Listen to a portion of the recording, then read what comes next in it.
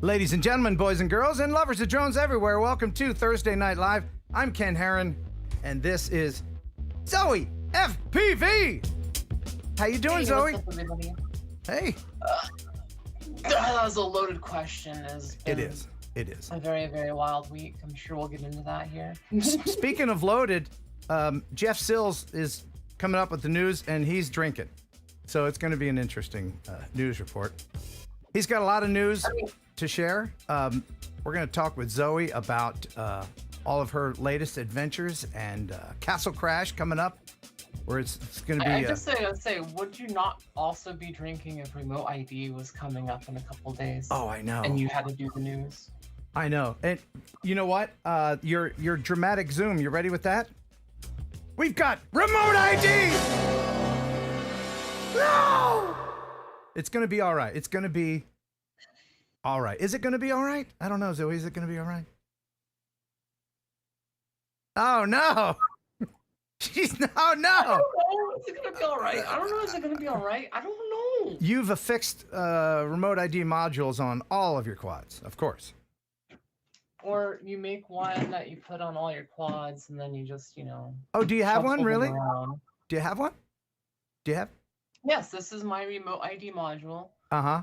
That I'm currently installing into a quad. This is the Phoenix M RID module. It weighs like 4 grams. Okay. Does it have an onboard battery, or does it use? No, it doesn't even. So you have to have a separate GPS, and then I'm going to be powering it with the XT60 pass-through. So I'm building an XT60 connector, and actually it's going to live on my XT60. Okay. So I'll be able to just carry it from drone to drone. But the fact that I still have to do that to remain compliant is lame. Yeah, it is. It is lame. It is. But before we get into the show, we've got to thank our sponsor, our snack sponsor. It is, of course, the Cadillac of processed meat, Pigeon Jerky. You'll enjoy pigeon jerky, the Cadillac of processed meats. You'll enjoy pigeon jerky, and you'll give your family a treat. It's balanced nutrition to help them grow, and it's full of fiber to make them go. Here we go. You'll enjoy pigeon jerky, the Cadillac of processed meats. Yeah. Thank you, Fly High FPV, for that pigeon jerky flight there. When you sent me the jerky, I wasn't sure what it was, but now that I know it's pigeon, it adds a whole new flavor to it. Oh yeah. You can really taste. It's now made with 20% more pigeon feet. Can you taste the feet? I can taste the feet. Yeah, the feet. I mean, that'll bring into flavor country. The feet. Let's definitely take me to Flavortown. Let's go to Flavortown. So thank you, members, very much for all the support. And I'm going to read back the super chats here in a little bit. And if you would like to become a member, if you're watching this, you're not a member already, then you can become a member and see the wonderful extra member content that we just recorded. The bonus content with me. It's definitely wonderful. You're going to want to check that out. It's pretty funny. You're going to want to, because let's see those nails. Look at those. Oh my goodness. Hold on. I have a sound effect for that. Okay, let's see those nails. Yeah. Oh my gosh. We talk about how she flies with those nails. And she is a thumber. It's not that hard. I mean, you're like, how do you fly? Okay, my friend Allie, she has much longer nails. Right. Oh, like that. Okay, they don't get in the way. Okay. Yeah, all right. How do you fly with those glasses? Right. I don't know. You just do it. You just do it. So let me get serious with everybody for just a moment. I do want to say hello. There's a guy named Theron. He is in Vanderbilt Hospital in Nashville in the critical care center right now. And I spoke with him a couple days ago. He is bored. He's been in the hospital for a while. He's going to have to stay there for a while longer. And I know he's watching. Hello, Theron. I'm I'm glad you could hang out with us tonight. I hope you get out of there soon, because I know what it's like to be in the hospital. Sweetheart, welcome to the chats. Yeah. Hope you feel better soon. And Zoe, you and I and everybody can attest to the fact that flying drones and FPV is therapeutic, is it not? I mean, drones quite literally saved your life at one point, didn't they? Yeah, so I have this conversation with friends on occasion. It's like FPV, trying to figure out like what it is about it that makes it such a great therapy, especially for people that have like chronic pain, PTSD, anxiety. Like there's just something about the actual physical experience of putting the goggles on, taking the transmitter and flying in an environment that just like connects your head to a different part of the world and your head to a different part of your experience. And it's FPV definitely has brought a lot of good into my life and brought me out into the world a lot more. Yeah, it's about friends and community, and it's transcendent, and it's an out-of-body experience. And along those lines, I don't know if you guys remember a guy named Lenny. He's a quadriplegic. I was speaking with him a while ago, and he emailed me and asked me about. He's a young guy, and he had an accident, and that's why he's a quadriplegic. He was asking me my opinion and everybody on how he can fly a quad, and I just kind of said, well, why don't you get Nevada and 3D print something on your head with the motion controller, and then use your tongue for the throttle. And you know what? He did it. He did awesome. it. I got this email yesterday from Lenny. He said, hey, Ken, I just want to let you know that I finally figured out a drone setup.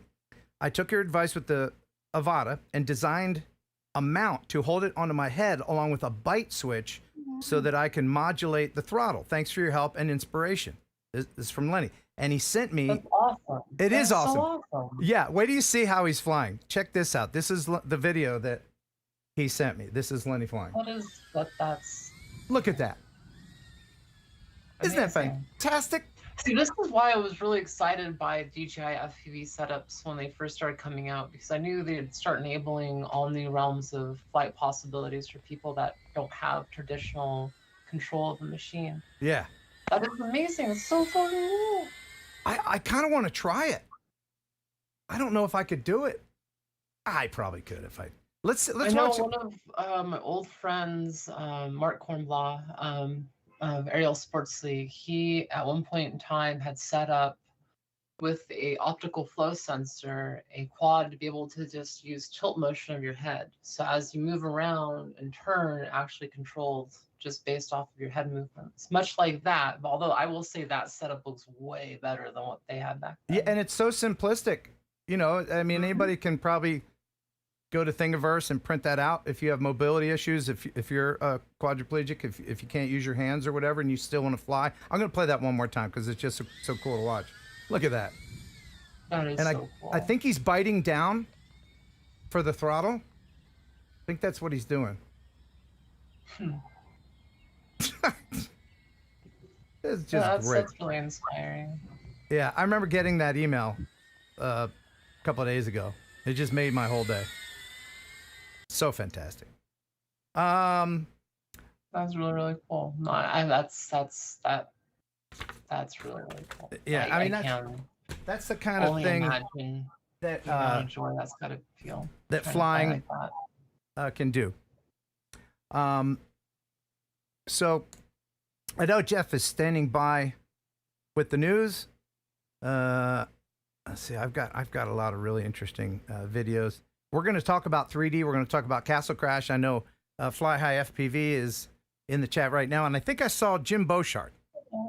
I just want to let Jim know. I hope, Jim, that you are able to make it to Mindfield 5.0. Of course, you're invited too, Zoe. I know you're in California, you're kind of far away. But Mindfield 5.0 is in Brownsville, Tennessee. And Mr. Beauchart, I have a prize for you, because everybody, Zoe, I don't know if you've seen this sexy picture right here. Is this your first time seeing this? Ooh, my. That is Jim Beauchart. That is Uncle Medium. And so what I've done for you, Jim, if you show up, I will get everybody there to sign this poster size that I made for you. And you can take this home. Isn't that just fantastic? So I hope you can make it. I mean, I kind of want to put that up on a wall, I'm not going to lie. I have an extra copy. Do you want one, Zoe?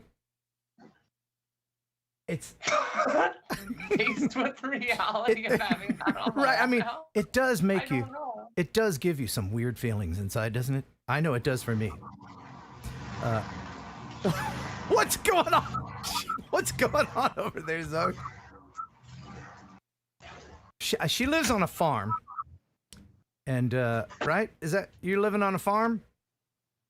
Apparently. Apparently. Okay. There's some kind of mud racing going on outside. Anyway, all right. Well, let's go ahead and get right into the news. Stop the music.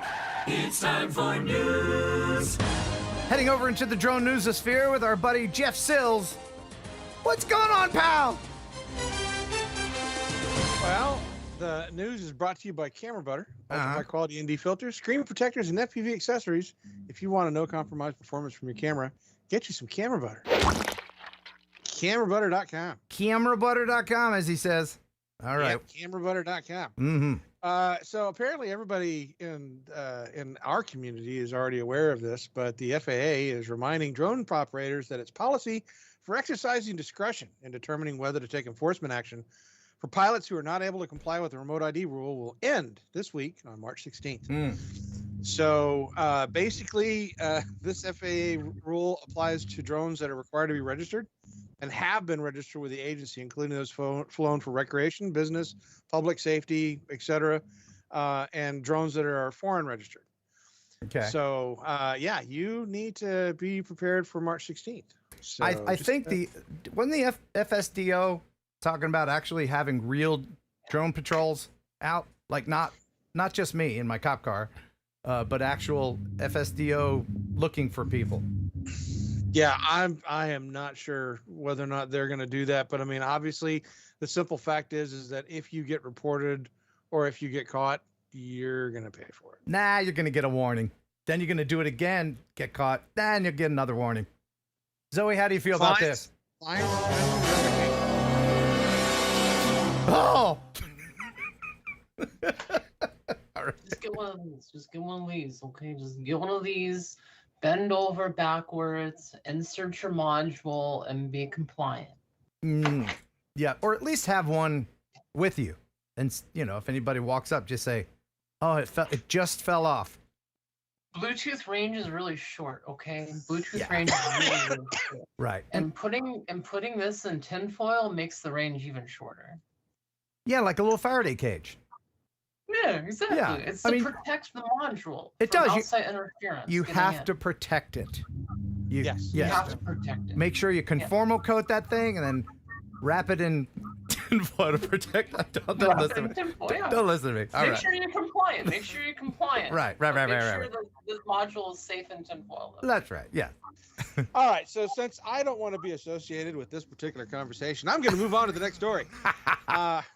So in the war with Ukraine and Russia, there's always those little problems of coming up with new ways to use old weapons.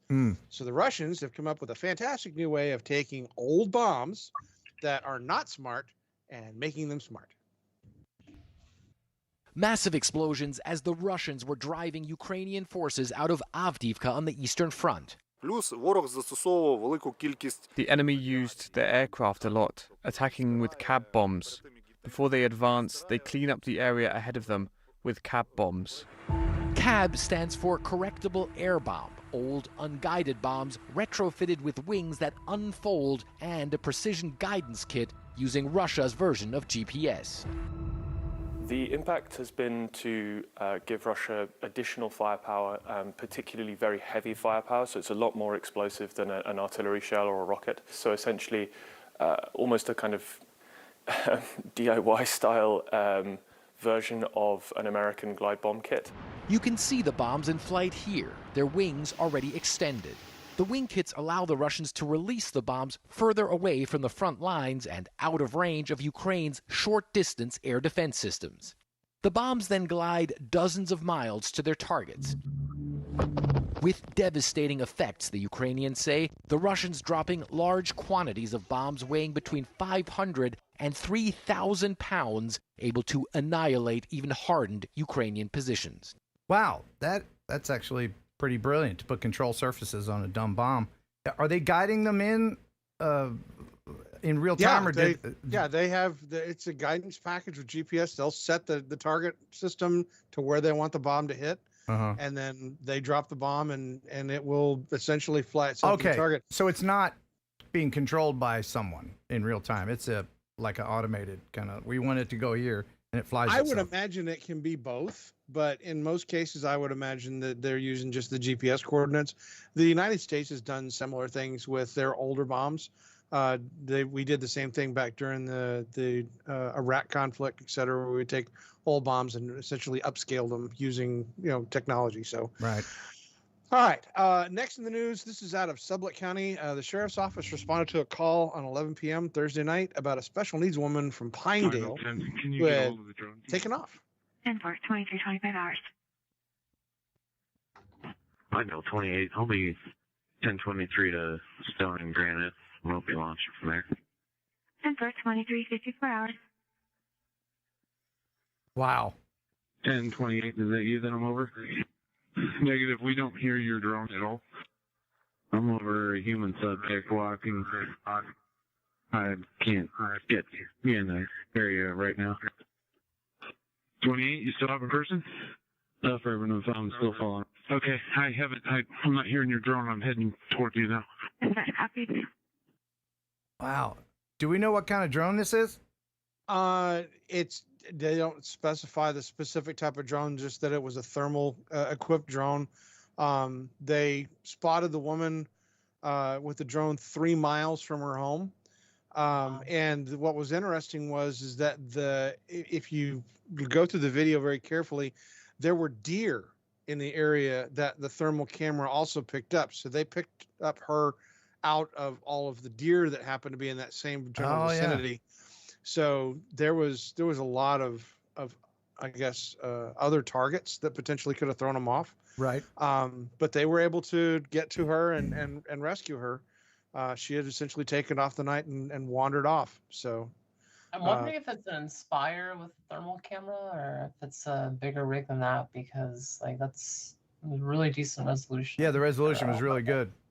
Yeah, that was a good quality, definitely. All right, so next in the news, this is out of one of the colleges, and I'm looking to see which one this one is. But essentially, a couple of engineering students have demonstrated how a commercial drone can be programmed to chase down targets like humans. We also built a second model, which is kind of an assassination drone. So it actually takes images. So we took 2 nice images of me and Robert. and if we start this, so now it checks, if it's me, it'll attack me. If it's Robert, it wouldn't attack Robert. It just tried to attack me. Okay.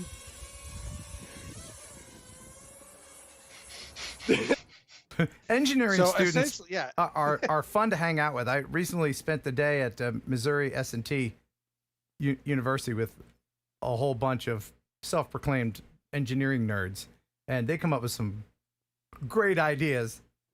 This is using an AI object detection model mixed with a tello to chase down humans. Yeah. I mean, it's all off-the-shelf stuff. It's crazy. And it can be scaled up. And if a drone was chasing you with bad intent, Zoe, what would you do? Ah! I gotta get me a dramatic zoom. Yeah, it's so great. I gotta get one of those. All right, so we have talked about this in the past, but they have since upgraded it. The Alios is a drone that is designed to fly into areas that you normally wouldn't fly drones into, that need to be able to bounce off of things, etc., to have protections. This is a drone that's used in oil and gas, maritime, chemical industries, etc. We've seen similar drones that would go down into the mines. But the Elias 3 is designed to do something special in a sense that this one has the ability to do ultrasound transmission. So it can essentially fly up to something and essentially look through the surface. Okay, so like if using you're ultrasonic measurements. expecting a baby, you can go ahead and get your sonogram.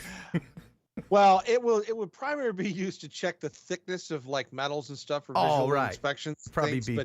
But I guess if you wanted to fly it over and land on a woman's stomach and do a quick ultrasound, you could probably do that and then get arrested. So Yeah. all right. That'd be a bit intrusive. Next in the news, this is out of Maine.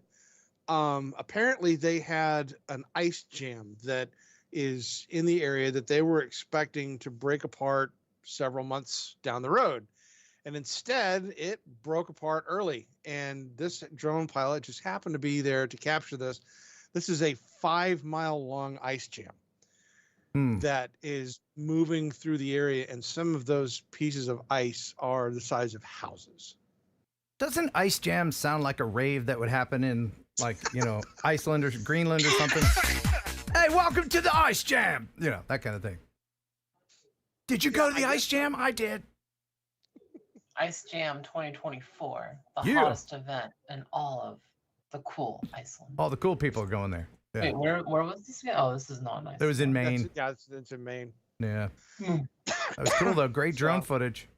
Oh, yeah. That pilot definitely caught something really good there.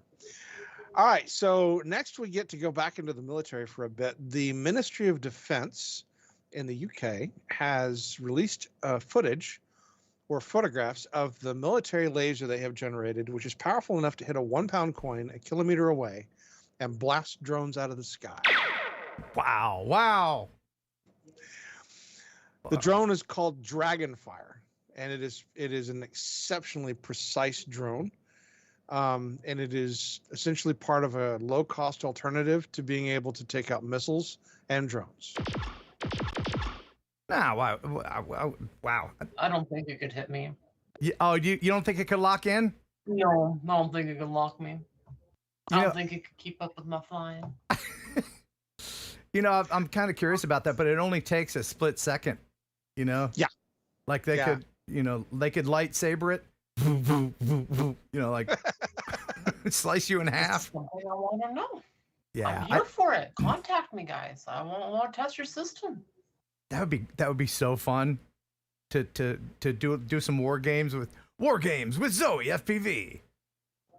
$multi-million laser system versus one 3D drone. Who will win?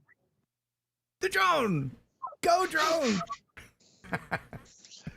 Okay, I don't think they so want to find out. What's that? I don't think they want to find out.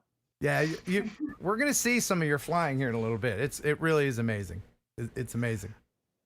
all right, so we talked about this in the past. There was a company that wanted to do drone overflight surveillance of a Gravois park in St. Louis. And the St. Louis city had been fighting desperately against being able to stop them from doing it. And now they have taken the next step. They have created a special city or a specific city authorization that, in addition to having an FAA administration, Part 107, that you have to have, you have to follow this finalizing ordinance that they put in place. So they passed an amendment to the city's code in response to the company's efforts to impose drone overflight surveillance. And despite, I guess, a lot of objections, this thing has gotten some teeth to it. Obviously, I'm pretty sure that this is going to get fought in courts. But bill number 199 amends the St. Louis Code of Ordinances to regulate the commercial use of drones and impose community-based safety regulations and restrictions on the operation of drones and other SUAS. Right. So, yeah. This was actually created because of this little company that wanted to do this surveillance stuff. And so the people in the area were raising Cain about how they didn't want drones flying over the park, and yeah, so this is the city going way beyond what they're supposed to be able to do right. to So do it. so now, Well, I mean, you get into a whole states' rights versus federal rights, and there's like a lot of like behind the scenes legislation about whether or not states have the rights to legislate the airspace for drones above their land and whatnot, even though the FAA states it's a federal thing. And right, it's land where use. those two things meet are very, very gray. Do you have So- issues like that in California? I mean, depends. I mean, California is not too bad, but you have areas like some state parks and whatnot where you can't fly legally in them, Mm-hmm. but you can take off from a boat and fly into the park from outside the park, stuff like that. Okay. Yeah. Because it's just like legality of where you take off from versus where you physically are and where the drone is in the airspace. But all in all, a lot of areas try to regulate, but it's a crapshoot. And generally, it's not too bad. California is not too bad. Mostly the Bay Area and like LA and San Diego, like the big hubs. Those ones are pretty, Right. It depends on the residents and yeah. and how willing they are to go to their representatives. And also where their airports are. Yeah, that's true too. Yes. Yeah. Although I think the attitude is changing a little bit. I don't think people are really anti-drone anymore so much as they pro-privacy, and I mean that in a way of a lot of neighborhoods and communities recognize the value of drones both as a commercial entity and as a recreational hobby, whereas I feel like maybe 10 years ago or 5-6 years ago it was more of an annoyance that was something that needed to be kind of completely regulated away and completely done away with. Yeah. I don't know what happened, but somewhere along the way, drones have gone from wow, a drone to oh, a drone. Like they've gotten this creep factor to them. Like they're put off by them because they're so innocuous right now. Everybody knows about drones, but I don't know what it is. It seems like the tide is turning as far as the public's opinion of them, and hopefully that'll all smooth out. I hope. That's the whole thing is like, what is the public's opinion on drones even a thing right now? Like you have, war, you have multiple war segments talking about war, drones within the use of war, drones being able to lock onto people's faces potentially, and automated warfare. I know those are all concepts that are, becoming more of a thing, or the Pentagon trying to push $1 billion for their replicator drone army that they're trying to push forward. Well, that's the problem. Like all that stuff gets into people's head, and then they think that any drone they see can do that and is an enemy. They don't. And I think that's my biggest worry going forward is not so much of the, oh God, they're spying on me, to, oh God, what's that gonna do to me? Which is like a whole different realm of like public perception that I don't think we've had to really deal with up until more recently. And then you have remote ID on top of that, and it's just like people's fears will supersede that too, because people will overreact. And that's the other flip side of it, is the quote unquote Karen interface that you're going to get into with people that see these things and then just have a blatant overreaction to them. Yeah, no, it always happens. It always happens. People will overreact. I will say, I think the overreactions are starting to become less of a thing, just because drones and FPV have been around long enough to where people, if they don't understand it, have at least seen it sometime in their life in the last few years, to where they know it's a thing that exists. Right. Yeah. Well, I mean, and it does depend on the area. So if you're in a very rural area where drones are not as prevalent, they tend to get a little bit more reactive to them. Whereas if you're in an area where drones are flown a lot, people tend to get, numb to it. And that's why we need to be good ambassadors and tell, inform the public, educate them about it. Let them know. Yeah, I'm always, and I don't know, for some of your audience that don't know me, I'm always for trying your best to follow the rules and, doing your best to do as much as you can to follow rules and regulations. But at the end of the day, it's all about trying to be safe and trying to be a good ambassador for, the airspace. Yep. Go out there with good intent, go out there with, trying to do the right thing and trying to be safe, and all the rules and regulations, like. And there's Hopefully plenty those of get other figured out. technology right now to be afraid of. How can people worry about drones when AI is going to kill us? I mean, it's AI drones are gonna kill us. Didn't you watch your news segment that you just had? yeah. Well, Yeah. We're gonna. Okay. All right. So next in the news, Verizon has a frontline crisis response team, and they use drones as part of search and rescue missions, thermal mapping, and overall situational awareness during crises. They've been known for approaching areas that have hit by hurricanes, earthquakes, tornadoes, etc., and they bring their first responders and their emergency responders in there. Normally, they've been using DJI drones, but now they have partnered with Skydio, and they're going to start operating the X10, which is the new primary drone that they're going to be using, providing on-demand assistance to government agencies and emergency responders. That's a sexy, sexy drone. Holy crap. What? I gotta say, This? very few times do I see an image of a drone and I get a little excited. That's all. Let's just take a moment. Look at those lines. So can that gimbal. Look at that carbon 3 fiber. axes. All right, so No, this is an AI-enabled drone capable of providing enhanced capabilities. It has a 40-second power-up, reach a max flight speed of 45 miles an hour with a 40-minute flight time. Wow, that is impressive. Yeah, that is very impressive. interesting drone indeed. What's going on, everyone? Jake here from Half Chrome, and I've got a really interesting drone with me today.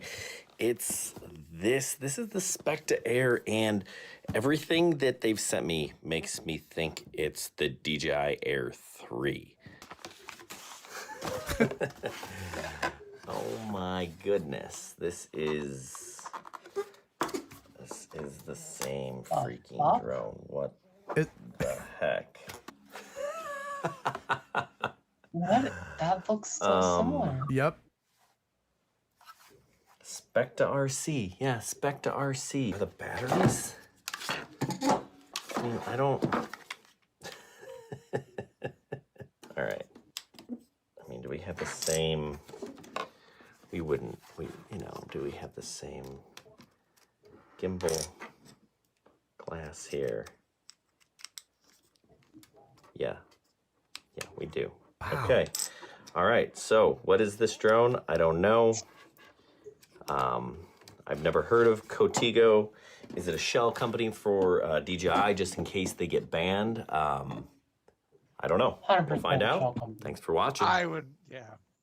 There's a lot I could say on that subject, but I don't want to say anything on that subject. Yeah, I have a good feeling that this is them looking at opportunities to be able to circumvent the rule. Well, apparently, and I read he wrote a bit about this. It's not intercompatible with each other. Like you can't use the clone controller with the real Air 3. Yeah. And apparent that the software is very similar. But I'm curious about the battery. Are the pins the same? Because if the battery pins are the same, like if you can switch the batteries and use them interchangeably. Well, I mean, DJI has DRM in their batteries, so most likely it would eject the battery out of principle. Right, and for those who don't know what that is, that's like essentially software or hardware in the battery. Yeah, digital rights management. So the battery itself is like key coded to DJI's equipment effectively. And as you put it in the battery, well, one, it has a battery management system, so it'll like discharge over time, but primarily also DRM. So you can only quote unquote use it with legitimate DJI products. It'd be really interesting. I'm kind of curious and really interested to see if that battery works with it, but I highly doubt it does. How do third-party batteries that people sell for DJI drones get around that? I mean, probably just using the same key. Just unscrupulous copying and sharing. Yeah, it's such an inbred thing, and they're both from China. You know, so like they don't respect each Probably other. from the same factory. Did you see those? They Yeah, look, they they're look identical. exactly the same. Yeah, I like I said, there is a huge number of states and government agencies and districts now that are following along with the ban on DJI, and it is progressing very slowly but very steadily throughout the entire United States. And I think that, you know, with all of the stuff that's going on a political level with China right now, that DJI is obviously going to be looking for ways to be able to continue selling their drones to the American market in a way that circumvents this, that it doesn't say DJI on it. No, 100%. Then that's been a thing for a little while now. And I don't know if people even realize. And there's a lot of things that have happened behind the scenes where they kind of backdoored hardware into other companies to be able to get around certain things. So it's only going to become more of a thing going forward, and especially as more and more bands become like legitimized and yeah, if the software doesn't have the same, you know, callback to home features that the DJI did, then that's another thing. You know, obviously it's different, right? Because they're taking out the things in the drone that would potentially make it nefarious for the government to see. There's a whole lot of stuff going to happen this year. And what is it? Sunday? Is Sunday is it 16th? No. 16th. Saturday? Saturday. It's going to be Saturday. Saturday's the day. We need to get a hold of one of those drones. One of the clone drones? Yeah, one of the clone drones. We need to get a hold of one of those drones and put it through its paces. See exactly how close it is. I think Half Chrome's going to do that. There's a link to the full video and their channel in the description. So I'm sure they're going to follow up on that. And so check them out. They're good guys. Half Chrome. Awesome. Well, Jeff, thank you so much for the wonderful news. You are most welcome, sir. Thanks for stopping by. Now get out. All right. Now, Jeff's gone. And now here's where my co-host, that's you, would normally tell a stupid joke. Do you have any dumb jokes? If you don't, it's okay. Knock, knock. Who's there? I don't know. That was all I had, really. Oh, that was the entire brilliant. I mean, just off the cuff, under pressure. There you go. That's very good. I tried. You did. You gave it the old college try, and that's good. Are they still mowing outside of your window? All kinds of noises going. No, Okay. I think the lawnmower is not working. We're good. All right. So I'm in an effort to try to make this stream less than 9 hours. Let's just go ahead, and I've got some viewer videos coming up, but let's go ahead and talk about Castle Crash and how you are going to be the queen of Castle Crash, and that is coming up. There we go. That's coming up very soon. It's going to be August 30th through September 2nd. I'm looking right here at flyhighfpv.com. He's got an events calendar. I'm on the website. Look at that. Look at you. Yeah. You're the queen of Castle Crash. And there's going to be... I didn't know they had that on the website. You didn't know? Yeah. There you are. You are the queen. You are the honored guest. And there's going to be... Yep. I have joked about showing up in like a full like queen outfit head to toe because like Castle Crash takes place at like a Renaissance fair campground. It does? And it does. Yeah. I mean... In fact, I'm going to play this for my buddy Dave. This is no, that's not it. Where is it? There it is. Here it is. Castle Crash. Oh yes, this is where they have the Renaissance fairs, but yeah. So Castle Crash takes it over to do an FPV festival every year. This is going to be the third one. I actually have never been, so I'm really excited to go. First time for me. And it's going to be Castle Crash 3D. So I'm going to be doing like a booth setup where you can come have your quad 3D. I'll configure it for you, give you some 3D propellers. There's going to be like an inverted race, which should be pretty cool. And there's going to be some other events and stuff happening as well. It's a pretty chill event. It's fairly cheap compared to some of the other FPV events happening this year. I think it's like $50 for the full pass. Yeah, you and it's really fun. It's going to be a lot of fun. I've been to every single one of them. And Cool. and I'm really looking forward to the whole 3D component of it. It's going to be a lot of fun. And now, not to brag or anything, but the 3 times I've ever flown 3D, I was pretty good at it. For those who don't know what the hell we're talking about, can you explain what 3D is? Because this is, and there's a lot of camera drone GPS guys who probably don't know what the hell we're talking about. So, drone generally flies right side up. 3D drone can fly upside down. Yes. That's the basics of it. But getting a little bit more into like the complexity of things. Yeah. And this 3D allows you to have bidirectional thrust, much like a 3D helicopter would. And 3D helicopters have like a coaxial blade where they actually change the pitch. With a 3D drone, you're starting and stopping the motor really quickly to be able to change thrust from either positive or negative direction. And that allows you to fly either upside down, right side up, or in between, whatever kind of orientation you really want to do. And so, yeah, it's been a way of flying that I've really kind of, I guess, pioneered in FPV. Well, yeah, absolutely. Like all the 3D propellers on the market from all the different companies have worked with them on some way to make them happen. It's really getting to the point where 3D is becoming like really usable on a hardware level. Betaflight 4.5 that's coming out has my new preset that I've worked with a lot of really cool people like Sugar K from Betaflight themselves, Ali, Aeon, my friends really helped me like push my preset to like a whole new level of juiciness. Yeah. That's a good way of describing it. It's more like, because this kind of flying is very like niche, and in order to do it has been kind of complicated in the past. Like getting all the settings right and making the hardware work correctly has been difficult. But with everything that I've been able to do in the last few months with Betaflight devs, it's been really easy. Like most people have tried out the new preset have had great results. And so far, just click a couple buttons, they set up their ESCs, and all of a sudden they have the ability to fly in any direction they want. So what it's doing is it puts the throttle at half. Yes. And so if you've your throttle essentially is 0 stick. So for cinematic pilots, you're kind of used to having mid throttle. When you go up, it's going to make your position hold go up. When you go down, it makes your position hold go down.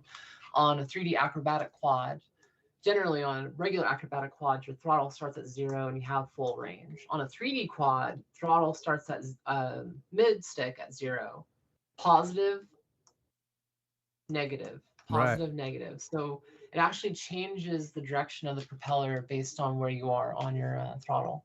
Is it hard to get used to if you've been flying FPV for a while and you think you've got pretty good spatial awareness? Is it hard because you're gonna wreck your stuff. You're gonna absolutely break your equipment. Yeah. And you can turn any. I'm sorry. Go ahead. You can turn any existing quad into a 3D quad, but it's probably best to do the specific tunes that you have and also have bidirectional propellers, or no? Yes, so you can turn any quad, quote unquote, into a 3D quad. There's quote unquote the prop hack or the prop trick where you take your kitty corners, either your front left and your back right, or your back right and your front left propeller, and you just simply take them off, you flip them upside down, and you put them back on, and then you configure your ESCs and you configure your flight controller for 3D mode. And so now you have positive thrust in equal, or positive negative thrust in equal directions. So it's symmetrical. So you don't need 3D propellers, but 3D propellers are going to give you better thrusts, they're going to give you better grip, and they're not going to sound horrible when you fly them. Right. Oh man, it just looks so fun. It looks so fun the way you're flying it. And you basically turn gravity off. At least that's the way I kind of feel. Yeah. And you kind of feel like that already when you're flying like a regular FPV quad, but like with 3D, you just have like the extra realm of ability to float, stay there, bring yourself closer. In any all the maneuvers you can do with the normal flying setup, you can do with the 3D quad, but just gives you more ability. Yeah. Wow. I'm just fascinated with it. I am gonna. It's a little hard to watch for some people. It is. Yeah, it kind of messes with your mind. Like just watching that. I know that there's a lot of GPS pilots watching just or turning away while we're talking about this and that's the thing about FPV is if you're watching someone else their video of flying, you can't anticipate the moves that they're going to make. When you're flying it yourself, then you're not gonna vom into a bag so much. Right? I've gone into lengthy debates about like FPV footage, about how hard it is for like the average person to watch. Like most pilots, like FPV pilots, when I say pilots, I'm referring to just like the goggle heads, the ones that like to put the goggles on and fly acro mode.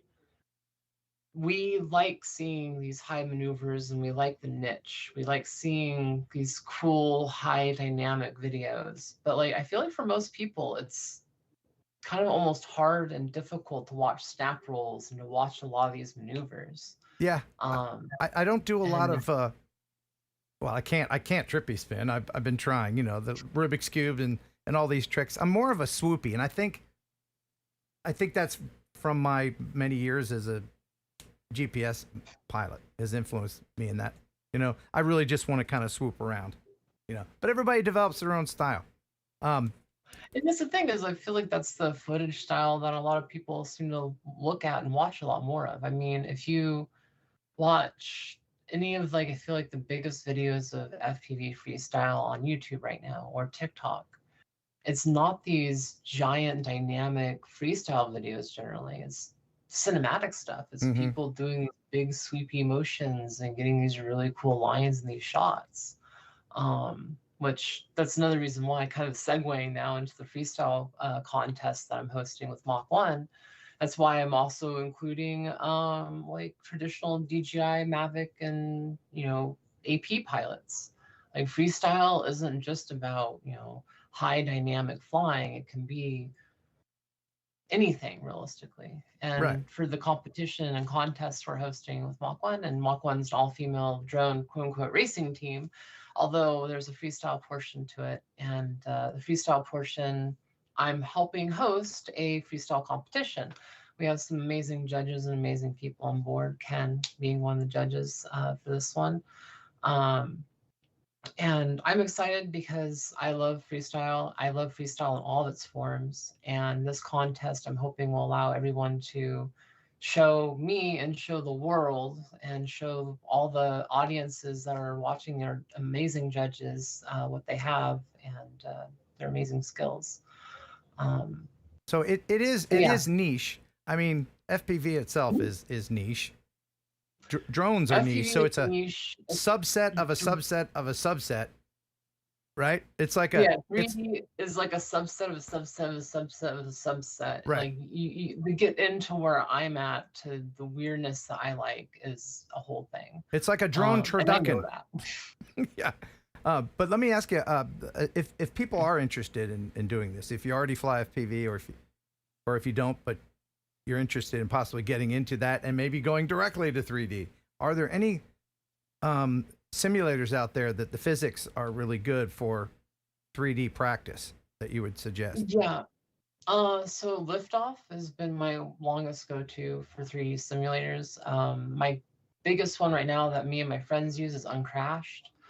I'm love the Uncrashed devs. They've been really kind to me. I'm hoping to actually do some freestyle competitions with Uncrashed in the future. They have now up to, at least privately, 16-player multiplayer support for their environments. And it's really fun to be able to get a bunch of your friends together to fly 3D and Uncrashed. And yeah, I'd say Uncrashed. Go get Uncrashed. Destroy your setups in the simulator if you can, because learning 3D in the real world is going to be very taxing on your brain. And more likely than not, if you're not ready for it, you are going to break something just out of trying to throttle down and going full throttle into the ground. Well, because it's a big thing. Like seriously, like pro tip number 1, if you fly and you want to get into 3D, your number 1 instinct is to throttle down if you're crashing. If you throttle down, that is full negative throttle. Bad things will happen. Yeah. So again, simulator is your friend. It is. So let's talk about Mach 1 and the dates. When is this all happening? Yeah, so the contest is open now. We need people to submit their 30-second long freestyle clip, hopefully unedited. Those will be compilations down into a final file that all the judges will be viewing live on March 30th, 10 a.m. PST, 1 p.m. EST. It will be a multi-stream event. So each judge will be streaming their own experience of it, and then live during the streams, we will hopefully be able to announce the actual winner. The prizes for this first event, I haven't fully sorted out yet because I've been really focused on the event itself. But we do have some prizes on board from May on High, Donnie, Fly Tribe, and possibly a couple others coming on board as well. Realistically, this is a celebration of freestyle, and I really want to showcase like all the amazing pilots in the community, and really try to shine a spotlight on all the amazing people that might not otherwise have a spotlight. Like when you're a racing pilot, it's really easy, quote unquote, to get sponsorship. You go, you win a race, even if you don't have a lot of like social media. Sometimes it's easy just to get notoriety doing that. I feel like freestyle needs to have more of this. There's like the Freestyle Kings competition that has been going on. There's St. Quadrix Day that's happening here in California. Are you going to that? I think I'm going to that. I'm trying to confirm tomorrow, but it sounds like things are working out for me to actually go to that. Have you seen the space? Have you seen Bad Luck FPV? The space? Insane. It's great. I wish it was closer. It's gonna be great. Dramatic zoom. Yeah. Cool. So tell me, Zoe, how do we get more women into FPV and drones in general? How do we do that? Oh God, I hate that question. I've heard that question now for like 8 years. I'm almost sorry. All right, I retract it. Every interview I do, almost every single interview, every major interview is like, why do we know more women in FPV? How do we get more women? There's already a lot of amazing women in FPV, and we can get more in FPV by just being cool people. Yeah. Support more women in FPV. Support finding if you're a business, hire. If you're in the community, just be a cool person. That's about all you got to do. Try to be inclusive. That's a weird word. I don't like using that word, but that's a word. And I think it's changing. I know since I've been coming back into FPV, I've seen a lot more inclusiveness, especially by organizations like DCL that have actively reached out to try to add more female pilots to the roster. There's Mach 1, over 20 amazing women are on that team, and it's been an honor to be a part of them. And yeah, if you haven't, go check out Mach 1 on social media. Their Instagram is really cool. I've got all the links. Mach 1 Discord that just opened up as well. I got all of your links in the description. I got all of your links. Very good. Yeah, so yeah, Mach 1 is really cool. More initiatives like that. Like it's weird. Like I don't want to say that the industry needs to be more inclusive, because it's definitely, I think the community is very inclusive. I think the industry itself needs to be more inclusive. And I will say this, looking at almost every major company, Skydio included, you look at their board of directors and you look at their main employees and like who works for them, 8 out of 10 employees on their website are guys. There's not a lot of women engineers in their ranks. There's not a lot of women amongst the head ranks of almost any major drone company I've ever looked at. Because I've been applying for jobs, and I have not seen a lot of diversity in the industry. It's kind of sickening, actually, especially when a lot of these websites keep posting all these women in their workplaces and stuff like that. And then you see like the amount of women that are on their board of directors or working in the higher ups of the company, and it's complete opposite thereof. Seems a little disingenuous, doesn't it? It was not a little. It was extremely disingenuous. And there's a few other organizations that I could easily call out, but I'm not, because it's pretty universal. It's not just a one or the other. So when I say companies like DCL are going the distance to try to be inclusive, that's because they're one of the outliers. And there's very few companies I can say are outliers within that. They're actually actively trying to do stuff. Yeah, I'm looking forward. Sorry, I got a little ranty there. No, rant away. I'm actually, you know, it is. I know a lot of really talented women that just get pigeonholed out of the industry, and it pisses me off. I know. Yeah, it shouldn't be, but I'm always pleasantly surprised when I see women flying FPV, and we need to get to a day where it's like that doesn't even. It's not even. Again, I want to say industry, not community. The community is complete different sauce when it comes to inclusiveness and like how awesome it is. Yeah. I think you're right. I think it's changing for the better. Yeah. So let me go ahead and get into some of these super chats. I want to thank everybody. I think I hear a super chat train. Do I? Maybe a little short one. Let me thank everybody. All the early adopters. Philip Koshat, we got a video from you here in a little bit. Thanks for the $10. He says, for the children and the starving dogs. Thank you. You're so selfless, sir. So selfless. Drone Rob, all my Robs. Thank you very much, Drone Rob. $20. Flurgen for the Glurgen, and that is for our friends in the Netherlands. Well, that's what their language sounds like to me. It's a whole thing. It's if you glurg the flurg, you know what I mean.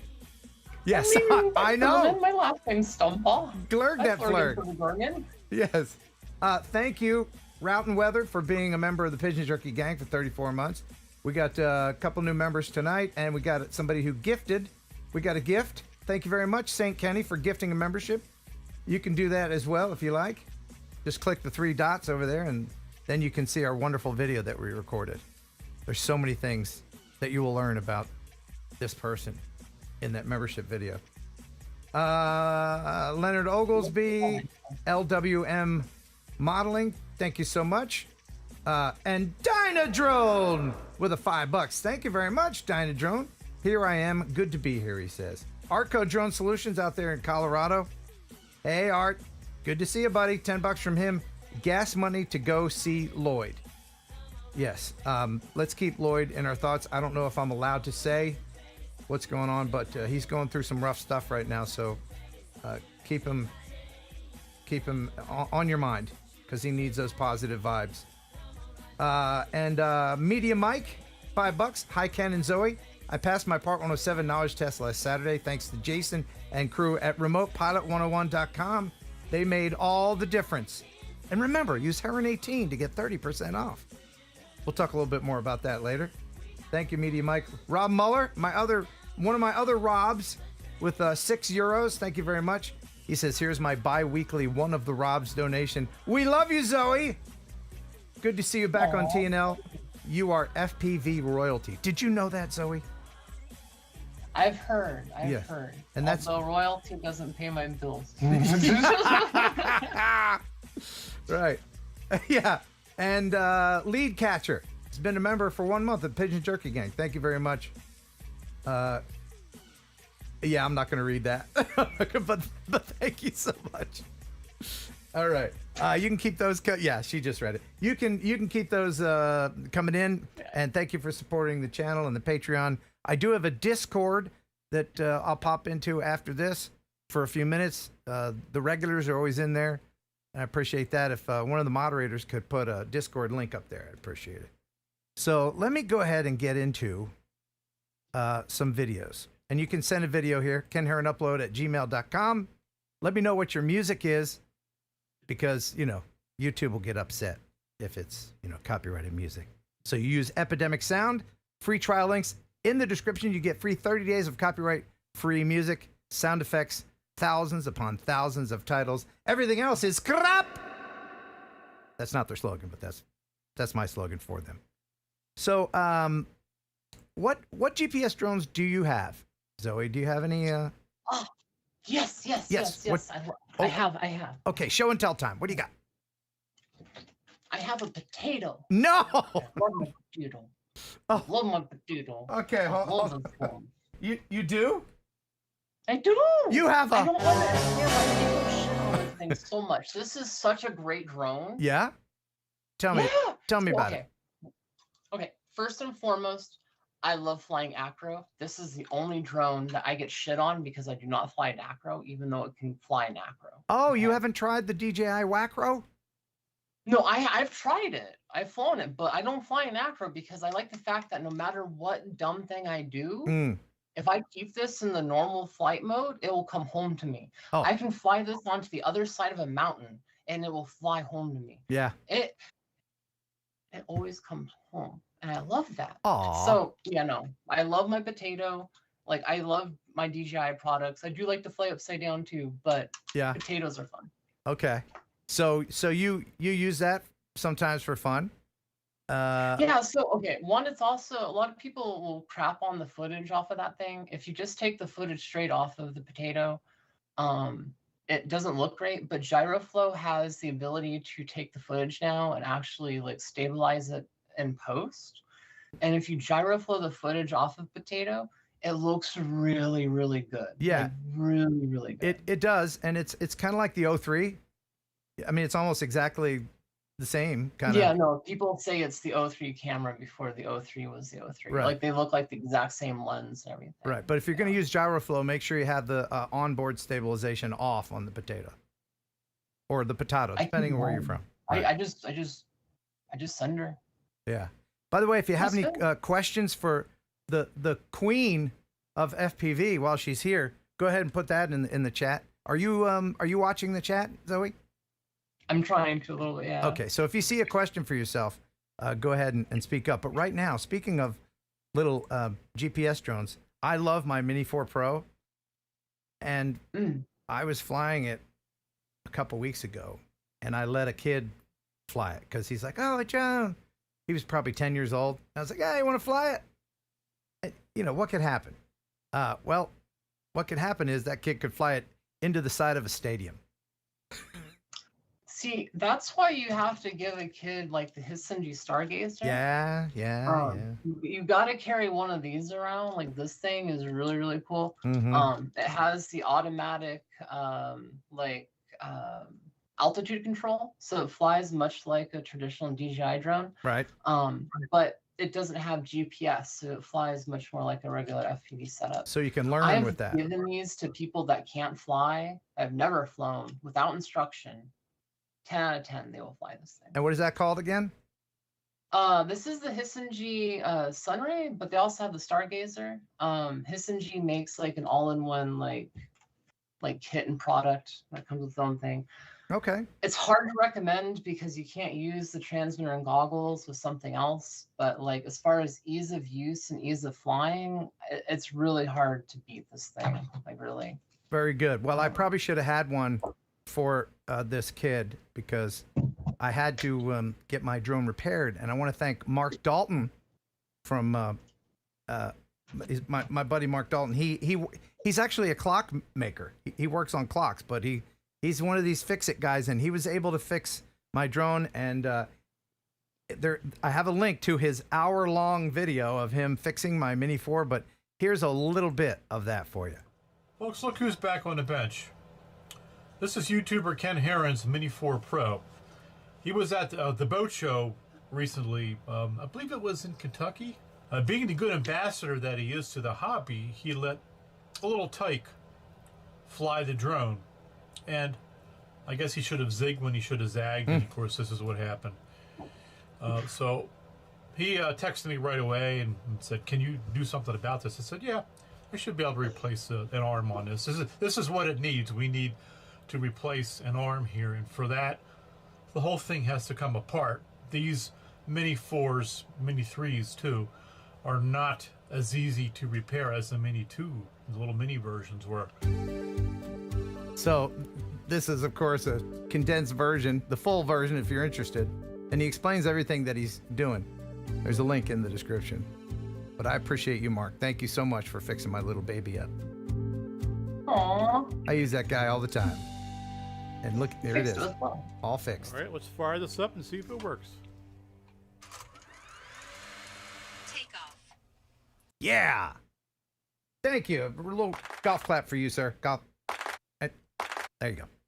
Now, speaking of crashes, our buddy Philip Koshat, who donates to the show every time, all the time, he sent in a crash video. So this is from Philip.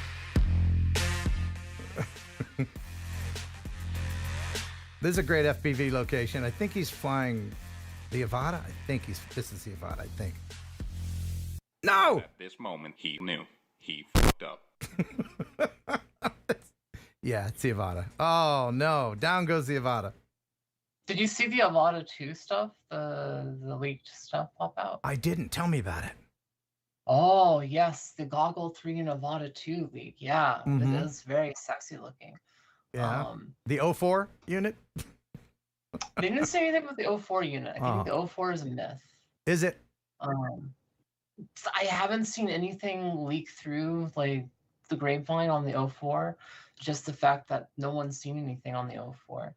But like the actual photos of the Avata 2 and the Goggle 3 have definitely been making their rounds. There's a bunch of photos now coming out. Well, that's kind of and what they specs do. as That's well. that's their free marketing that they get, where they leak stuff. Yeah, they leak the stuff. They leaked it, and then it'll be available just in time for Christmas. All I know is I like my potato. You love your potato. Who love my could potato. ever say Potatoes are anything delicious.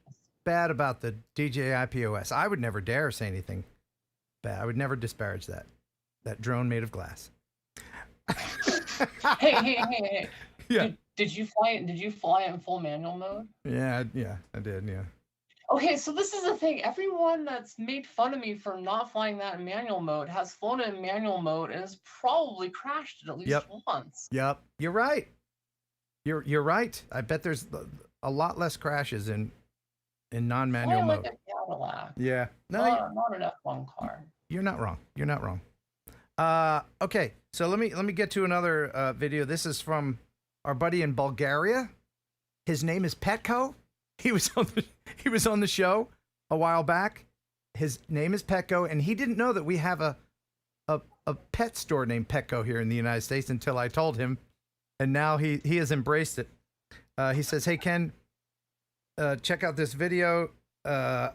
You might not like it. I don't know. It's about these. I flew FPV for the first time." He says, "Best regards, Petco, the pet store." That's how he signs his emails to me now. So here he is flying a GPS drone in FPV mode. What the fuck is this? Hey, Ken. Yeah. Do you remember this? You got to get an FPV, man. Well, I got into the FPV, but there is a big ass but. Not exactly. Well, I was searching for a way to use FPV goggles. I didn't find one, but a friend showed me one product that actually changed the game. This is how they work. You can open from the zips. You can see very good. This is one lens, entire one lens with different shapes, so I can concentrate whatever you're looking at, and it does its job. You can use it with any drone, even if you don't want to buy expensive goggles. For example, with DJI goggles 2 for your Okay, that's phone, you can use your phone with these. Bye. Yeah, I mean, that's a good way to dip your toe in. It's like kind of FPV light. You know, a lot of people don't know that there's the FPV mode on your drone will lock the gimbal, and you'll essentially, so that's a good way to see if you're going to like it, and then maybe hop in a sim and go from there. Right? Yeah, I highly recommend that, especially now with getting into it. If you're a regular DJI pilot and you already have the equipment, 100% look into getting goggles like that. And then if you're gonna get a simulator, you can get like a little Radio Master Pocket for like $50. You can get a simulator for like $10, and for $60, you can learn, how to fly acro if you have a computer. Yeah. So yeah. So, Zoe, I don't want to put you on the spot here live on YouTube by asking you to come to Mindfield 5.0. I won't ask you to commit to that, but you are, of course, invited. And if you come, you will be the queen of Mindfield 5.0. You'll be the queen. Do I get to throw like firecrackers at people's feet and stuff? If you want that, I'll have a court jester. We'll give you a scepter, a crown, all that. I'll get that long cape. I get a court jester. Like, wait. There's a court jester involved in this. Yes, we'll do the whole thing. I'll get turkey legs for you to eat. We'll do a whole thing for you if you want to be the queen of Mindfield. And it's pretty close to Castle Crash. I'll go if I can make it. I'm just trying to figure out how I'm gonna make it this year. I know. As far as like funds and everything else, once I figure funds out, I know. I didn't mean to put you on the spot, but Mindfield happens August 24th and 25th this year. It's a Saturday and Sunday, 2 days. So it's pretty close to Castle Crash, right? So I could see potentiality here. I could see a tour happening. Oh, a tour! Yeah, I could see a tour with Mindfield and Castle Crash as bookends. Well, and then there's also the freestyle event happening down in Florida. It was some sort of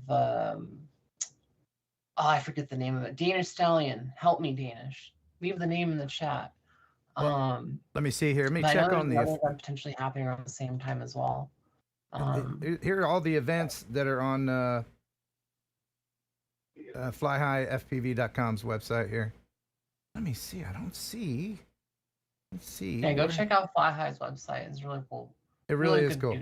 Oh, there we are. Yep. And if you want to check out either one of these events, I know that ZoeFPV will definitely be at one of them. I'll try to go to both. I mean, honestly, this is the year I'm trying to get back out and do events. It's really a matter of logistics for me. I'm trying to actually figure out how to get to the actual events versus a willingness to go. I think the last time I saw you in person was it Delaware or Maryland? Which one was it? Delaware? The last time was the DC protest, I think. That's right. And then we went to, did we go to Delaware or Maryland? Which state? It was Delaware. No, Maryland, right? Where we met in that park and you were flying that big 10-inch. Yes, that was someone else's quad though. You saw me fly my own 3D quad, but that was someone else's Beast Class quad. Yeah. Oh, okay. Are you still flying Beast Class? Are you? Oh wait. Okay, you got one in back. Oh, I see it sticking up. Okay. Soon. Okay. Soon, X class soon. So for those who don't know what that is, it's essentially a ginormous FPV quad.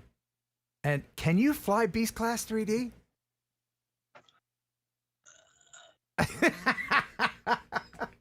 Can you? How about this? If any manufacturers of ESCs and motors want me to try, we'll see if I can do it. Okay, so that's the limitation, are the ESCs and the hardware. Yeah, most likely it's down to the ESCs at this point in time. Right. Although I think the ESCs for like Beast Class and X Class, like the bigger 7 to 13-inch size drones, have gotten a lot better. The last time I tried it, it didn't end so well for the machine, and you can watch that episode on Rotor Riot. Okay. It didn't work well. So if you want to help Zoe make her way around the country, because she's getting back out there and she needs travel funds, let's talk about the Broken Prop Shop. Tell us about it. So Broken Prop Shop is my quote unquote website. I have my unicorn up there. I do custom builds, coaching. I've got some 3D propellers. I don't see this as a way of me making, long-term funds so much as a way for me to make a little bit of side cash while I try to figure out some more proper employment, I guess. Right. And also make my products available, like my unicorn airframe. Like, it's very unique and very special to me. People have been asking me to do pre-builts and stuff, so I wanted to offer that, as well as coaching. So I want to be able to offer that. Just, things that I can do to hopefully support myself. There's also a link to my Patreon on there if you like my content, and my Discord if you want to see what I'm up to on like a daily basis. I post a lot to my Discord. All right. Although it's a new Discord because the other one got deleted in a yeah, you had some problems. It was the whole thing. It's been a week. Yeah. So tell me about this unicorn real quick. I'm actually interested in this myself. I would love to have a bespoke, custom-built quad from the great Zoe. Yeah, so The Unicorn airframe, right now I'm working with a company that I know the founder of, Hobby UAV. Trying to make some new airframes here in the United States versus up in Canada. But this is designed by me, my airframe design. It's made for 3D specifically, as in the actual airframe. What do you mean by made for 3D? Is the center of weight on this machine is balanced for absolute neutral, meaning when you put a battery on this, when you put a camera on it, your center of gravity and center of thrust is essentially completely neutral, allows you to have a very well-balanced machine. Also, there's like no bottom plate. It's very aerodynamic. It's very lightweight. I think the full frame weighs like 96 grams. It's 6mm arms, very thick. And so yeah, I'm doing pre-builts with this right now. And I'm also working on a new frame design, the Sparkle. It's going to be a 3.5 inch, especially with the new FAA rules and regulations coming into effect. I think a lot of people are going to want to stay sub 250. Right. So my I guess next magic trick, if I can figure out a way to sustain myself long enough in life, yeah, and turn this from a 5 inch into a 3 inch. Have this is maybe it's a dumb question. I should know this. Do you fly 3D 4S or 6S? So that actually does 4, 5, and 6S. All of my pre-builts actually come pre-tuned for 4, 5, and 6S. No matter what battery you put on it, it will actually dynamically change your PIDs to match. It's quote unquote magic. Yeah. Yeah. So if you want like I do 4S when I want a more mellow experience. I want to do more proximity and more like close stuff. I do 6S when I want like full out performance. Like it really does change the way the quad behaves on your throttle resolution. So I kind of like sometimes flying 4S, sometimes like flying 6S. The PID controller on there will change completely based on the PIDs. So it will remain feeling the same. You'll just have like a more angry machine essentially. Okay. Let me ask you this for me. I just got a Grinderino. Have you flown one of those? No, I have not. Although I'm very familiar with it. I love it. Can you make a 3D Grinderino with that? Because they're pretty light. I mean, you know. Yeah, we could 3D Grinderino. It'd be a little heavy and whatnot, but it'd fly pretty damn good, I think. Do they make propellers, 3D purpose-built 3D propellers for that? No. Not yet. No. Ooh, you could just take your glitter propellers and chop them off a little bit. Just clip them. It still work, right? Maybe. I mean, so. Right? There you go. Okay, so the first propellers I had for 3D were HQ props that I used hot knives to actually flatten out the propeller blades because there weren't any 3D propellers. So, yeah, no, if you want 3-inch 3D propellers right now, honestly, just cutting those down is probably the best bet. Although I'm poking GemFan pretty heavily to get 3.5-inch made sooner than later. Okay, good. You got to poke Mike. He loves to be poked. That guy, Mike, GemFan Mike. He loves it. Got to poke all the GemFans. Mike, Ada, please get on it. All of them. Get on it. So let me talk about Mindfield one more time. You can go to Mindfield. It's MIND Field Meet.com. This is a free event. It's open to everybody. There's camping, and you can bring anything RC. You can bring your dog, you can bring your grandma. Everybody's going to be there. The town of Brownsville loves it when RC people descend on their town. I'm going to put the mayor in some goggles again, and it really is a fascinating place to fly. And the mastermind, the artist behind this place, is a guy named Billy Tripp. And just a couple. Yeah, you've seen it, right? You know what I'm talking about. Yeah, no, I want to fly. I want to go. Yeah, it's not a matter of I want to go. I would love to see you 3D that place.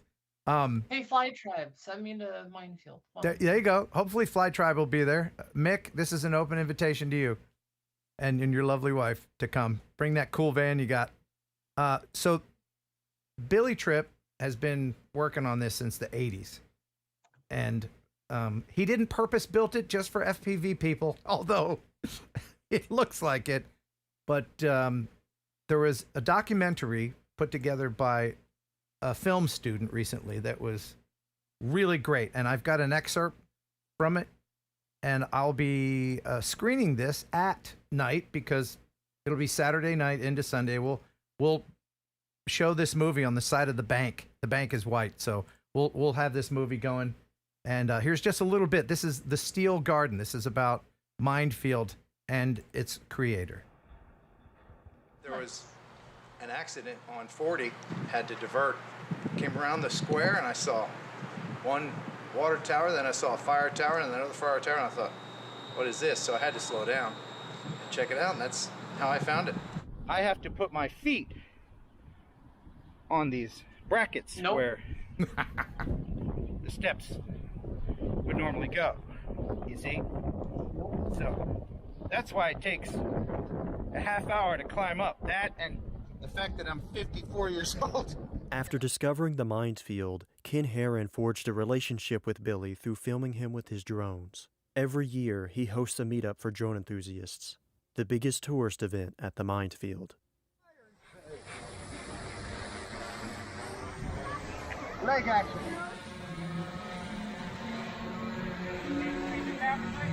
That's a GoPro Karma, by the way. And then when I started painting the water tank, I think some people thought I might put something up there that was really inappropriate.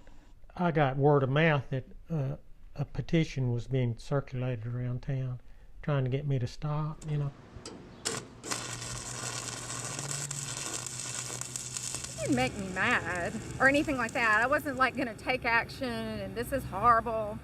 I just didn't understand it because I didn't know how far he was going to go with that as far as crudeness. And it is in the middle of our town, and it kind of makes it look like those messages are what Brownsville stands for as a town if you don't know what that is. What is it supposed to be? Okay, I've been asked that. What is it supposed to be? What is it supposed to be? It's a conversation with myself, and even though it is I in life talking only to myself, such as it is, such is enough, and I intend to keep up the conversation, my part of the conversation. And that's what it is. Well, look, she's got one hand back to the minefield and one foot, and the other hand and foot back to the courthouse. So she's like a go-between. Wow. You know, I like to build little stories into things. That's very clever. When Billy said he was building that tower to process the grief, all of a sudden I realized this is not some tacky statue. This is an incredible love letter from a son to his parents. And that's exactly what it is. It's a fascinating story behind that whole thing. And the fact that he's allowing us to fly around his art is a true privilege, and this will be the 5th year, and I hope you guys can make it. If you are planning on coming, please go to mindfieldmeet.com and just register to let me know so I know about how many people are coming. I do hope you can make it, Zoe. I do hope you can make it. Yeah, no, it looks really, really cool. Now, I've wanted to go before, and I'm hoping I get a chance this year to go. That'd be really neat. All right, let's get into the rest of the videos here really quick. Here's another crash. This is from Benjamin. He says, "Hey, Ken, I've been a big fan of yours. I finally gathered the courage to send in one of my fails while working for a TV station in North Dakota. This footage is of a foundry that makes weightlifting plates, and he was flying his Phantom inside this place."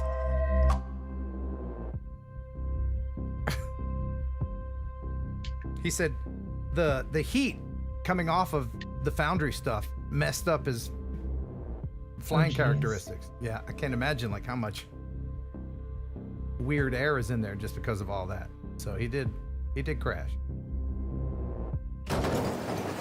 But not that bad. Not that bad. Incidentally, I am doing Drone Crashes 13. I'm still taking your donations for that. Of course, kenheronupload@gmail.com. Or if you want to send it in, I have a direct link in any of the other videos, any of the other crash videos. Thank you very much, Benjamin, for being brave enough to send that in. Zoe, you doing all right? We streaming too long? You getting sleepy? Okay. No. All right. Okay. It looks like it's still light there in California, isn't it? Yeah, and it's weird. It's 6:30 p.m. for me, and it's still light outside. Yeah. I'm not used to the time change. No, none of us are. They need to just stop that, don't you think? Daylight savings time is just right. I mean, it'd be kind of nice if they stopped. It'd be kind of nice not to have my sleep schedule fucked up every fucking year. That's true. I mean, Arizona does it. They don't care. They're like, nah, we're not participating in daylight savings time anymore. Fucking look. I have a near miss. Here you go. Enjoy. It says, hey, Ken, I found out that when it's too bright, you cannot see clearly on the screen, and the obstacle sensor on the DJI Mini does not work properly.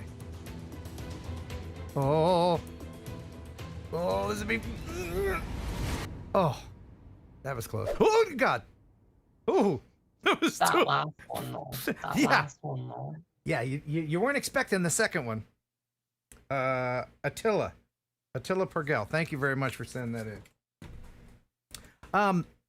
Should I give this away? I mean, this is a fabulous prize.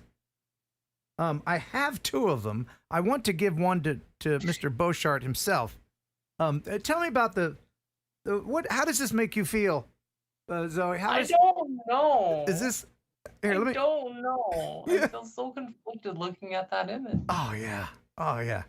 Well, for a while there, I can't tell if I want to run away from the clown or if I want to cuddle the person behind the makeup. Right? It's a very fine line. There's the dichotomy. You just don't know. But why is as conflicting as it is. Jim Beauchart, our Canadian friend, he is a super nice guy. He was doing a weekly Beauchart kind of thing, dressed up in various costumes for a while, and then he had some problems with his leg, and he's still recovering, and so we wish him the best. Yeah. Now, Zoe, are you ready for even more sexiness? Are you ready? I don't think you're ready. I'm ready. What are we ready for? What's going on? Boom! Sorry. Oh, Jesus. No. Actually. Yeah? Huh. Yeah. Tell me the feelings you're feeling right now. No. Yes, Zoe? There's so much I'm going to say that is not going to be said. Uh-huh. Okay. All right. Right, because you don't want to I totally understand. You want to keep those feelings inside. It does. It does evoke feelings, doesn't it? I mean, these two. I can't decide which. I don't know. If you guys think you're sexier than that, you can send your sexy pics to me. But just know that I will Photoshop them probably. All right. So I let's take this. You know what? Oh, there. This is probably a good opportunity to just go ahead and reset, do a little seventh inning stretch as we hop into. I get to stretch. The Raz. Let's just go ahead and hop into the Raz chamber. It's been a while since we've had you in the Raz chamber here, where we just take a break from everything. Everything is A-okay. Isn't it nice? Yeah. It's like being in the womb again. It's just so peaceful. This is better than getting Shelby glided on during the live stream. Oh yes. That's people don't know this, but the Raz vat is filled with Shelby Glide. That's a patented secret. That's right. So just dip your toes in here and know everything is all right. That rash is going away. All your taxes are done. And there are no worries as we just sit back. And there's one rule, one suggestion. Please refrain as relaxed as you are. Refrain from farting in the Raz. Now sit back. That would be good. Yes, please do not fart in the Raz. And enjoy.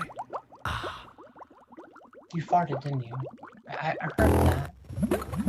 Oh my God! Why? Oh, Trevor Fuss. Don't blame Trevor. I saw it. He did that thing where he's lifting up a little bit. I saw you, Trevor. You rule breaker. Do you remember the last time you were You on? have your soundboard. I just have my Zoom button. Oh, yeah. Let's do them together. This is a good combination. You ready? In 3, 2.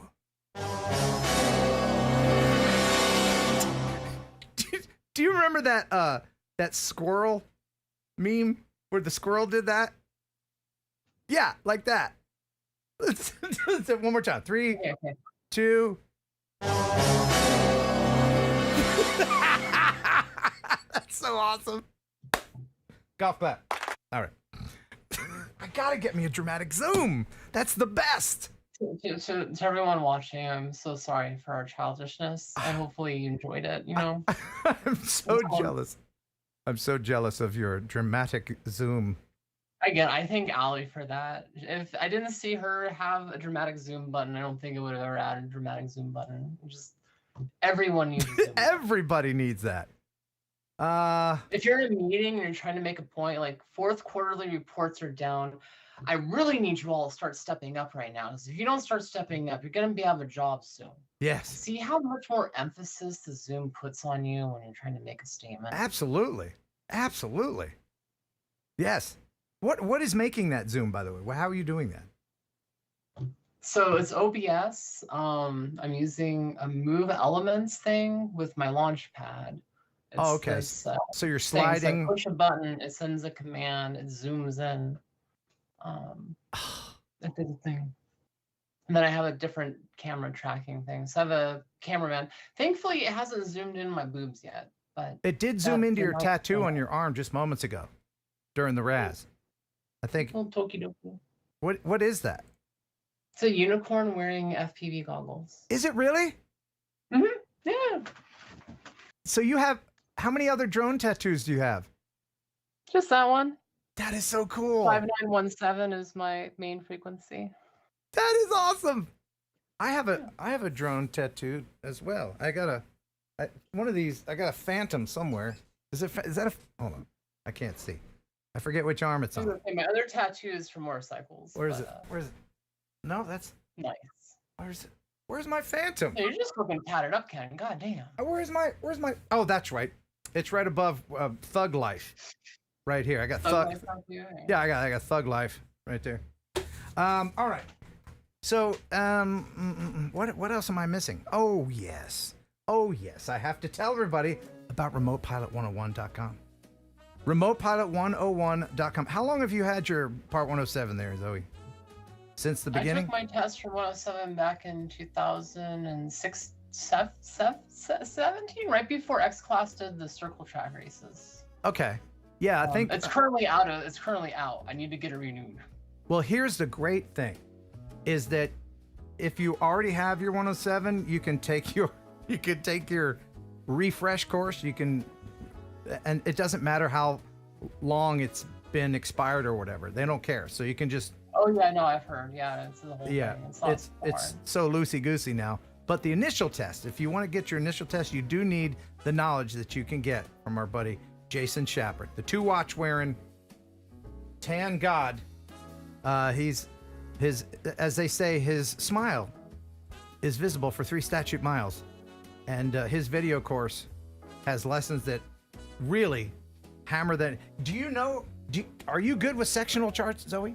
Do you know sectional charts? I passed with a 72. That was the section I did absolutely horrible on. I know, me too. Sectional charts and METARs. Oh, METARs. But you know what? Jason presents all that information in such a way that even I can remember it. And if me, concussed Ken Heron, can remember it, because remember, I was in the hospital of a bad concussion, almost died, I was in a coma. I can't remember 3rd, 4th, and 5th grade, but I can remember METARs thanks to Jason Shepard and RemotePilot101.com. Use Heron 18 to get 30% off. That's right. Yeah. Do you remember I was in a wreck? I woke up in an MRI. Oh, no. Oh yeah, almost died in 20. What was? I think it was 2017. Shit. Yeah, I did a lot. I did one of these live streams, on drugs. It was fantastic. I don't know what kind of drugs it was, but I hit the button. All right, let's go live. It was weird. You can go back and look Yeah, at I that. don't think I've done that quite yet, unless you count marijuana. Oh, But, yeah. The morphine show at the hospital. Mwah. I locked different myself out. calendar, huh? I was wheeling myself around, and I'm on morphine, so I think I'm cured, right? I'm live streaming, and this is late at night, and it's 20 degrees outside, and I locked myself out of the hospital because you can go out, but you can't get back in. So I'm holding my phone, and with the other hand, I'm trying to jam my way back in the door. I had to break in. Anyway, memories. Good times. Good times. Yep. All right. Let's see. So I do want to remind everybody to please support everybody in the community. If anybody's watching that now, have any questions come up for you that you'd like to answer? Is anybody asking any questions for you that you can see? And if you have questions for Zoe later, how can they get a hold of you? They won't pop up, but there's been a lot of stuff popping up, but I haven't been keeping my eyes really on chat too much. That's fine. If somebody has a question later, like most of the people watch this later. How there was horses or unicorns. Oh. That was the question, and the answer is unicorns and Danish stallions. No centaurs? No centaurs. No. Centaurs or Pegasus is allowed. Would it be Pegasi? The plural of Pegasus? Do I look like a horse to you? Pegasi? Like if you have more than one Prius, it's a Prii? Wait, I should be a horse extra. My drone frame is literally called a unicorn airframe. Anyways, I'm going to uncurl from my own butt for a moment and move on. Okay, all right. If anybody has a question for you watching this later, all of Zoe's links are in the description. I'm sure if somebody instant messages you or contacts you through Facebook or whatever, you'll answer. For real. If you want to hit me up, the best way to get a hold of me is on my new Discord. I hang out in Discord a lot. It's like my go-to place. Like I post updates to Patreon and Instagram and YouTube and stuff, but like my day-to-day activities, what I'm working on, how I'm doing, what's happening today, all that stuff I kind of post updates to on my Discord. That's kind of a neat little community. I do a lot of my live streaming for my Discord community. I tend to live stream on Saturdays, and I have other people that are flying FPV actually live stream their live footage through Discord for a live stream. Wow. Which is pretty fun. That is cool. I don't use Discord as extensively as you do, but after this stream, I do hop on. Are you got any plans afterwards? Would you be able to hop on real quick for a minute or two? I'm gonna hop on. Yeah. Okay. All right. Cool. Moderators, somebody put my Discord in there, and we'll hop on there, and hopefully maybe Zoe can make an appearance. I mean, after all, she is the queen of Discord. Not yet. No, I was the queen until my account was hacked. Oh, okay. All right. Well, I guess that's it for now. We will say a goodbye. We hope you enjoyed the show half as much as you would have if it had been twice as good. Thanks to everybody who supports this channel each and every time we stream. I really do appreciate it. And thank you, Zoe, for being my co-host and being on here with me. And you're awesome. Thank you for having me. It was a lot of fun. Yeah, and we'll see you out and about this year in various places. Thank you, Jeff Sills, for the news. And again, all of the links to anything that we've talked about during the show, everything is in the description. So please go there and click away. Until next time, thanks for watching. Thanks for subscribing.